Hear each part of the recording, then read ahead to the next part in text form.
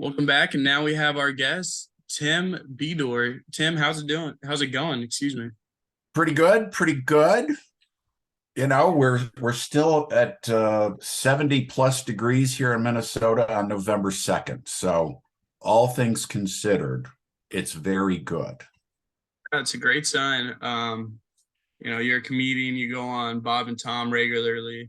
I wanted to start out by asking you, your background in comedy, how you got involved with being interested in it. I don't think, for the most part, I don't think comedians get interested in it. They're just drawn, or it's just going to be what happens. I was in radio. I was a radio announcer out of college.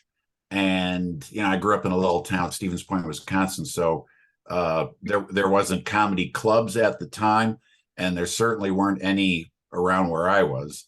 But then you start working in radio, and clubs are opening and they want comedians to be on your show.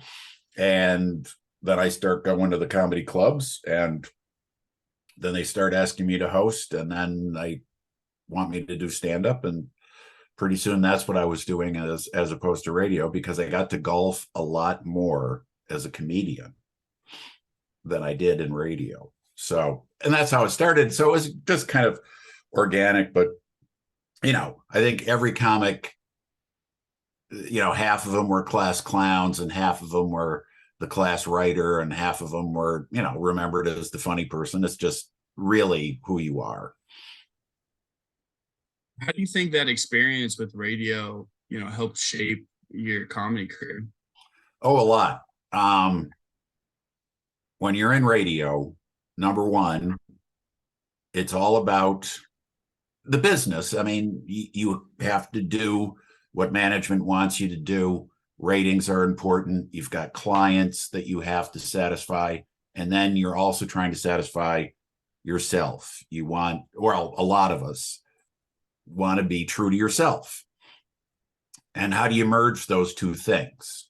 And that's key, because a lot of stand-up comics are very funny, but they never really learn to get all audiences going. In fact, I was more or less started in San Francisco, and the clubs in San Francisco proper had different audiences that were out in the suburbs. And some comics never wanted to appeal to those people. They just wanted to work in San Francisco, and so you could never go on the road. They were very funny people, but they never got, the mass appeal thing, which radio, just right from the start, that's your job, is to get ratings. So it helped a lot. It doesn't make you less funny or clever or stupid or pedestrian. You just put yourself through this filter of I've got to get ratings, and it's got to be worth. You got to make some money doing it too. Yeah. So you're working at the comedy club, or you're working for the radio station. Excuse me. You're going to comedy clubs. When did a thought in your mind come that I could make this into a career? I could do this for the rest of my life. It was a bit fortuitous in that the station I was at, San Francisco, was sold, and they changed format. So it was just kind of this natural break period. But literally, some of it may have been as shallow as golf, because and softball. In radio, you work 6 days a week typically, and you just don't have much time to yourself. Whereas stand-up, and it was very healthy at the time. There were so many clubs in San Francisco. And once I got off the radio, we were playing softball 2-3 times a week. You had your days open, and then I didn't have to leave the club and get back home to go to bed because I had radio work the next day. And it was just, wow, this is great. And, clubs were opening up left and right across the country. And you were just work was coming your way. So it was kind of an easy transition. I don't know what it would be like now because there's not a lot of paying work for young comics. So what would that be like? I don't know, but whoops, something fell. But yeah, it just seemed natural. Just seemed like an easy move to make. It's still daunting, trust me. I mean, I'm a pretty shy person, and if you're alone in a radio studio talking to tens of thousands of people, that's comfortable, nerve-wracking enough, but people aren't watching you, and suddenly you decide I'm going to go out and sit in front of people who are looking at me, and if they're not happy, you can see their disappointed looks.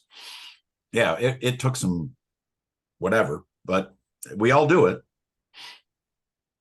What do you think that transition was like for you from, talking into a microphone by yourself to getting that live feedback instantly? Was there growing pains for you, or did it kind of Oh yeah. come natural? Oh yeah. Um, the essence of radio, and it's not that stuff is more or less funny, but I would do bits on the radio, and let's say you're driving and you hear me do something on the radio and you go, or you smile or you like that. That's success. And that may be very clever stuff, but it's not laugh out loud funny in a group. You start doing that radio stuff on stage, which I did in the beginning, and you get people going like that or like that. That's failure. And it felt awful.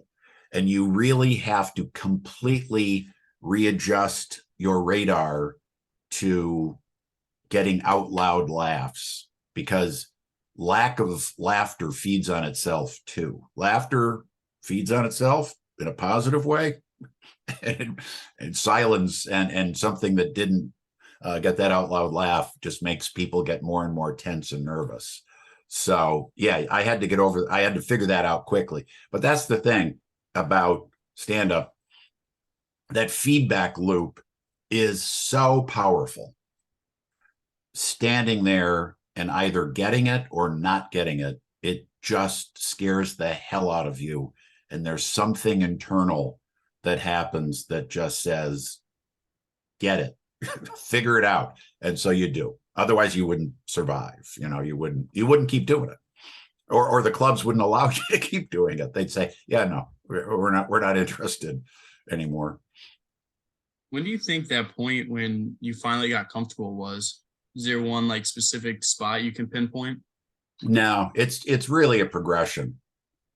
I think probably it's less maybe about the audience, or what's as important is the respect or acceptance of your peers.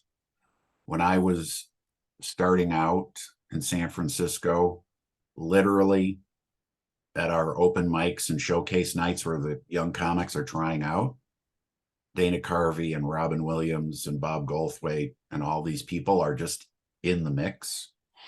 And so one, it was very daunting, but two, if people that talented are accepting of you and like what you're doing, that goes a long way towards you're feeling like, yeah, maybe I do belong here.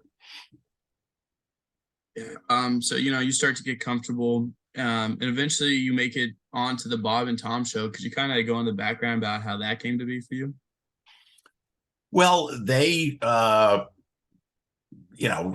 done radio, and then we had that connection. They always kind of liked that about me. But Indianapolis was just another stop on the road. It was that club at the time was booked out of the Ice House in Pasadena, California. So, if you work at the Ice House, they were kind of recommending comics to the indie club, and that club got their comics every week on the Bob and Tom show. So once a year, I was going to Indianapolis, And really, I always looked forward to it because they were very good at what they did. You could tell, and it was just local at the time. Then they started getting syndicated. But I was always doing, when I was full time in radio, and then afterwards, I would do a feature commentary called Vague But True. And I did it on National Public Radio show called Marketplace, and big station in Los Angeles.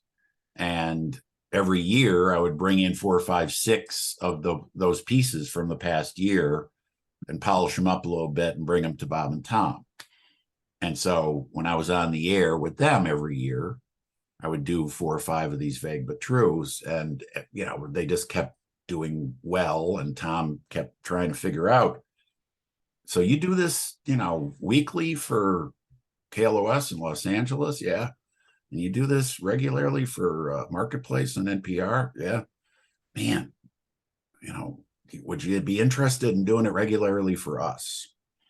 Yeah, sure. So it just happened that way. And then I was on the air with them every week for, 11, 12, 13 years. Yeah. Could you go into some of the background on that Vague But True series you do? It's such a simple idea, but you're able to, really flesh it out and make it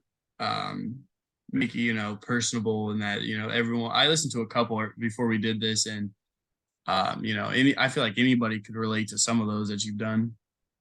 Well, that's the goal. The goal is to be relatable to as many people as possible and be as specific. So the trick in comedy is to be generic and specific at the same time. You want to be human and everybody gets it. Everybody's been in that situation, but very specific. So you don't sound like anybody else. Nobody else has brought this up, or few people have brought that up. Because, in comedy, half of the comics would talk about, when I was starting out, as a very hack thing, airline food. And all comedians on ships talk about the little soaps and the teeny bathrooms. There's just generic things, and people will laugh, but you sound like everybody else. So the trick is to be broad but specific. Now, when I was in San Francisco, I did all these bits. I did the Bible according to Tim, and I did the Dear Abby aptitude test, and words are fun, and are you a smart or stupid teen, and how much do you know about sex? Very specific things. And if I had something that didn't fit those slots, I just wanted to make a generic comment. It was vague but true. And I think I even said it was a brother of mine who was a professor, and I'd introduce him and use the same voice. It was just introducing myself as someone else. And I would just do a mock commentary.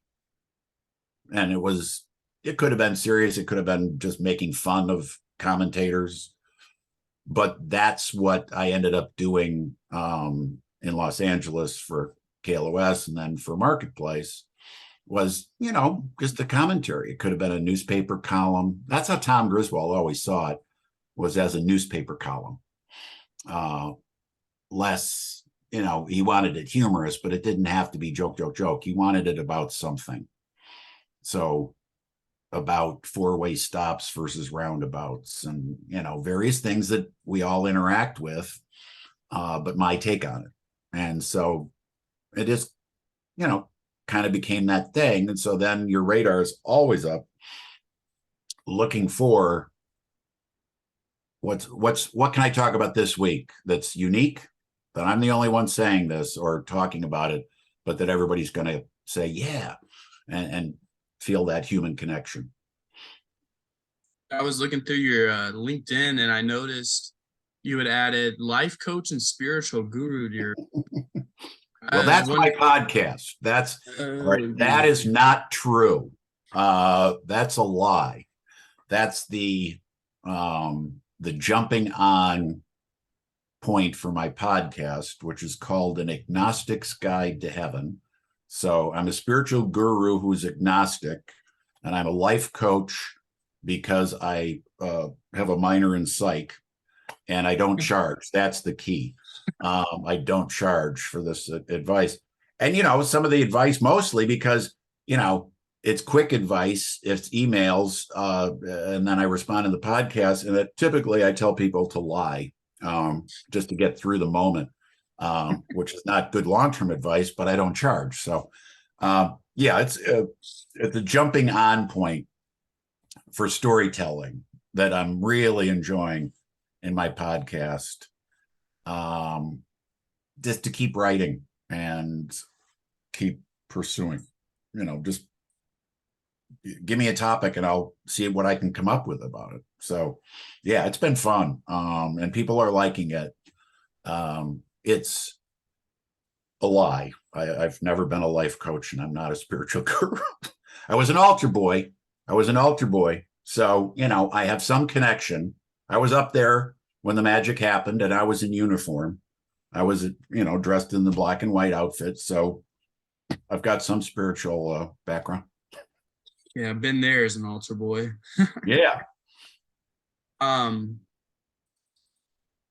don't know where I was going to pivot with that. Is it kind of a natural combination of your radio work and your stand-up work coming together on the podcast? Oh, yes. No, it is absolutely really the best merger of my experiences. I love voice work. I love audio production. I'm addicted to sound effects and overusing sound effects, which I have a lot of. Various people have given me sound effects libraries over the years, and I can't stop using them. So the writing, having that feedback loop for 40 years, 35, 40 years of stand-up, there's just nothing like that radar that gets developed over time of what will make people funny and pay attention. And it's impossible to describe and get any other way, but once you have it, you kind of have it. So that just informs the writing. And as I start writing, I don't know where it's going, but things come out, on the keyboard, boom, and then you're voicing it and other stuff comes out once you've said it. And yeah, so it's the perfect merger of what I've done. How do you think, the landscape of stand-up has changed since you've started doing it? Well, it's totally changed. When I was starting, it was still in a growth phase, but there was money. There were more and more clubs. They were paying people. When you're in a full-time comedy club, a dedicated comedy club, even if there are only 4 people in the audience, it's still a comedy club. There are still expectations. Today, a lot of comics are starting out and there's open mics in a bar. And that this is not a comedy club. This is a bar that has a comedy night. And so people, it's just a different expectation. They act differently and it's harder. It's really difficult to get a true reaction from people on what's funny and what will work in a real audience situation where they're paying attention to you. So things have changed because it's really just all about the audience. You don't need a big audience to have a real organic reaction, but you do need to have this place where you've walked in. I mean, you can have a church service in a parking lot, but when you walk into a church, what the expectations here are in a movie theater or a restaurant, or a restaurant with napkins versus feed yourself and serve yourself. People just know when you walk in, and that's what you don't have that with a lot of comedy now, unfortunately, for people starting out. But it was also much more competitive then. I mean, literally, as an open micer, I had to follow Robin Williams at times, which is like freakishly daunting, which people don't have in San Francisco now. So it's changed a lot, the comedy world. You've been in the business for over 30 years now. What do you expect for the next 10, 20, 30 years of your career?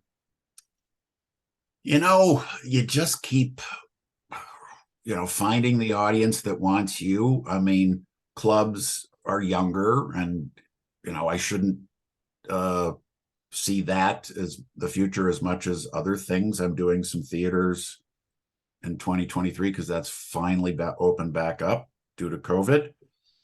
You just keep trying to get better. It's this never ending, stand up. There's a lot of stand up comedians who love golf because they're the same damn thing. They're very difficult. You never really get perfect at it. There's always something else to learn. There's a different way to swing when you get older than when you're younger. It's just this never ending puzzle that you're trying to figure out. And it's, endlessly rewarding. It's always, it's the puzzle. I put this, and this together. Will they get this? Will they laugh out loud? Or have I gone too far? Is it too obscure? Is it too weird? And you just want to know.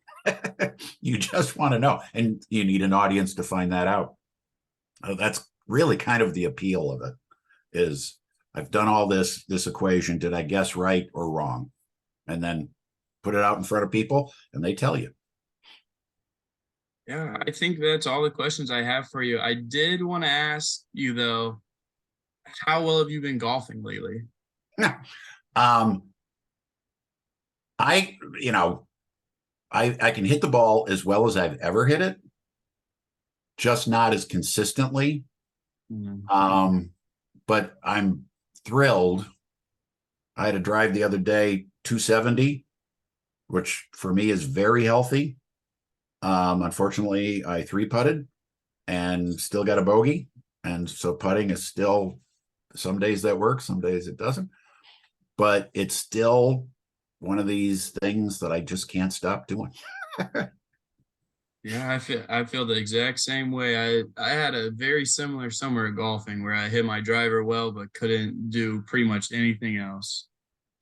Sand has become, it just might as well be over. Now, recently, somebody helped me, but there were, 3 shots to get out, and or the first one is over the green, and I did, and it got in my head, and I just almost like, if it goes in the trap, I'm done. I'll just pick up. And yeah, so it's it comes and goes, as if you golf. It just, some days you're on and simple, and other days, what did I just do? And that's the weirdest thing about, that's where golf and stand-up are completely different.